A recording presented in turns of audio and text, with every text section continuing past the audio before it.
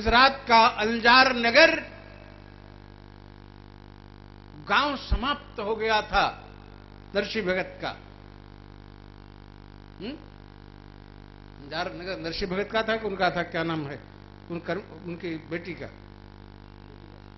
था। छोटे से गांव में 200 कत्ल खाने हैं। जब गौ माता की चीख पुकार का एक भभूरा बना, नारायण ध्वस्त हो गया सबको सब, उस भभूरे से सबको सब समाप्त हो गया।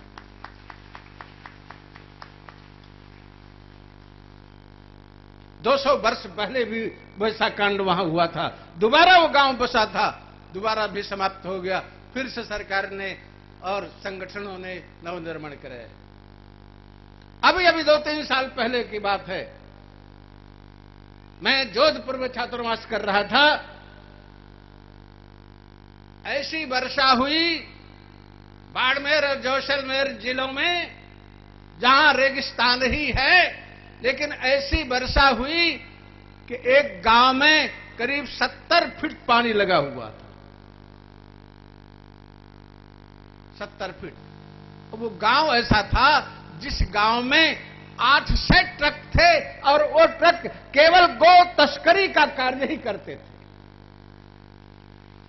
और गुजरात में ले जाकर के गोकशी होती थी। गांव का गांव पूरा जल में डूब गया, समाप्त हो गया। रेलवे का स्टेशन समाप्त हो गया। अब भी वहां 40 फीट पानी है।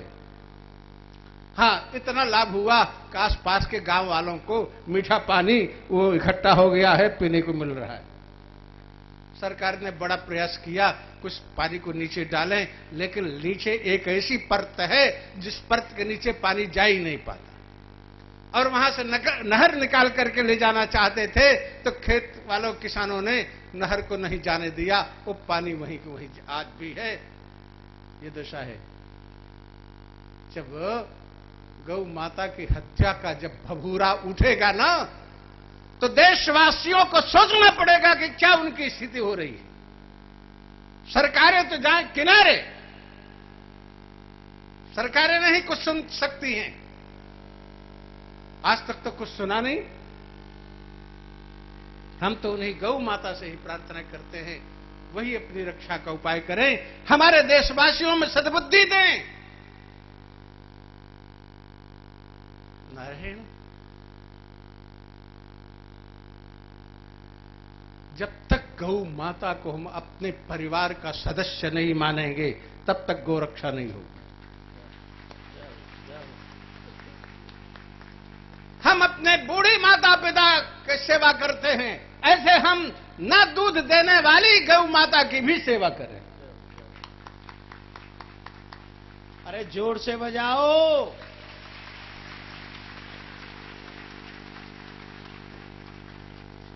नारायण, केवल ताली बजाने से काम नहीं होगा, गौ माता की सेवा करना पड़ेगा।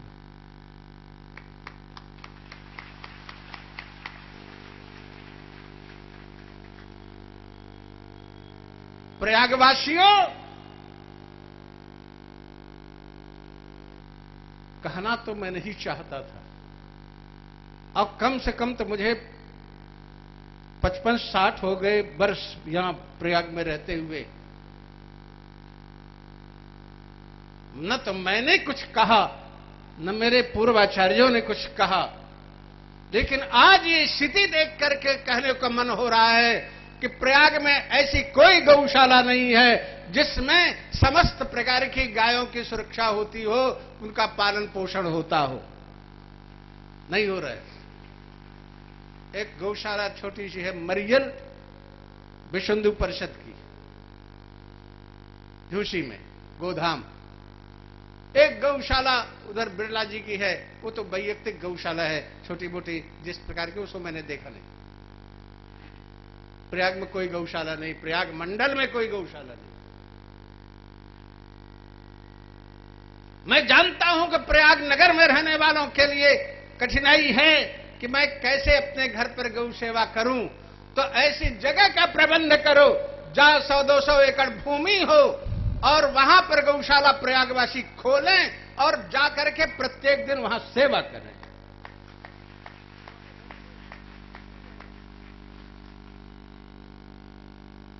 नारायण, ऐसे ही प्रत्येक नागरिक जो गांव में रहने वाला है वो गौ माता की सेवा करेगा, तब गौरक्षा होगी।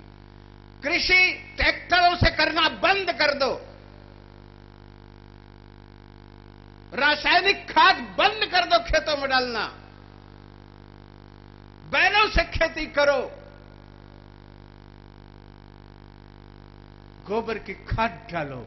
अन्यथा कुछ दिन बाद ये परिस्थिति हो जाएगी जैसे अमेरिका आज भूखों मर रहा है, भारत के सामने हाथ फैला रहा अन्न के लिए, ऐसे भारत भी कहीं अन्न विहीन न हो जाए। अगर फर्टिलाइजर की खाद ही पड़ती रहेगी तो यही दशा होगी, सब मिट्टी कंकरीली होती जा रही है। अरे अभी अभी हमारे शास्त्री जी कह रहे थे क्या करें, वो क्या कह जाते, डायबिटीज के कारण बैठे रहे, और आप ही बता रहे थे दवा।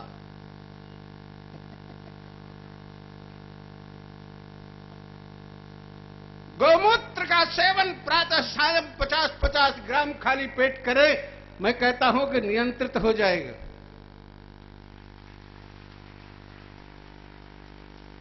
मैं अपनी बताऊं, मैं हाई ब्लड प्रेशर रोगी मैं भी था, और मैं नित्य लेता हूं और मुझे कोई ब्लड प्रेशर नहीं। खाज खुजली होती है, दुनिया भर के डॉक्टर की दवा करते हो, एलोपैथिक, जितने दवा करते हो उतने और बढ़ती जाती है। गोबर लगा के स्नान करो, साबुन से स्नान बंद करो, खाज खुजली सब खत्म हो जाएगी।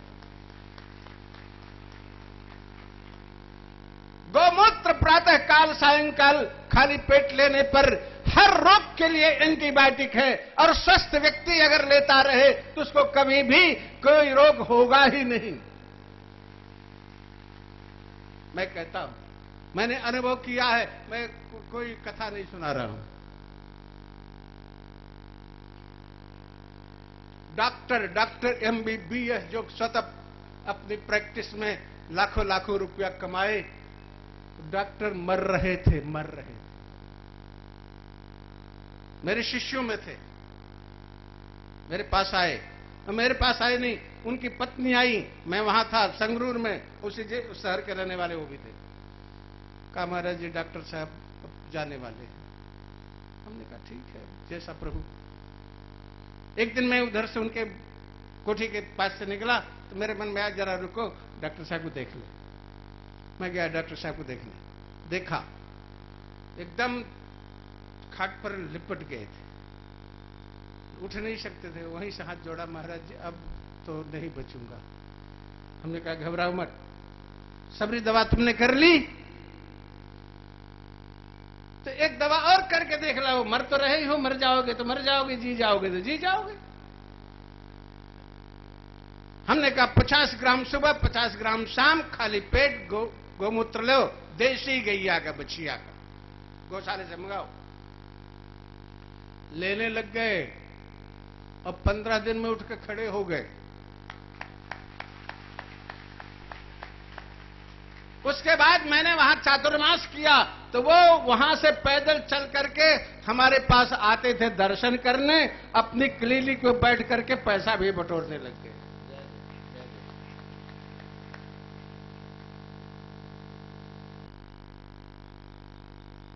मैंने अपनी आंखों से 50-50 हल चलते देखा है।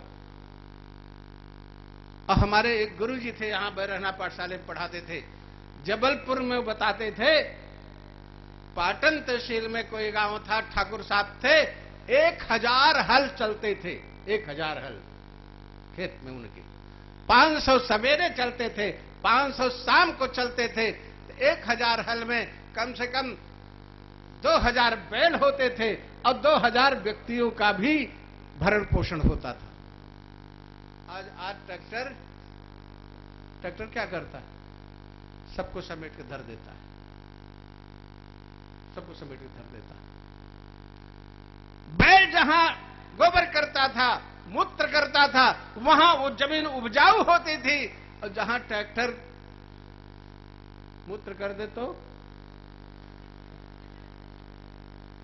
भूमि ही जल जाती है। उपजाऊ होने के कौन कहे? भैया सोचो, समझो और करो। आजकल गौशालाओं में हमें बछड़े नहीं दिखते हैं। बहुत सी गौशालाओं में मैं जाता रहता हूं। स्वाभाविक कुछ स्नेह भी है, क्या करें, लेकिन बछड़े नहीं दिखते हैं। गैया तो दिखती हैं, बछड़ियां कुछ दिखते, बछड़े नहीं दिखते। कहां जाते हैं मालूम पड़ता, वहां की गायें बछड़ा पैदा नहीं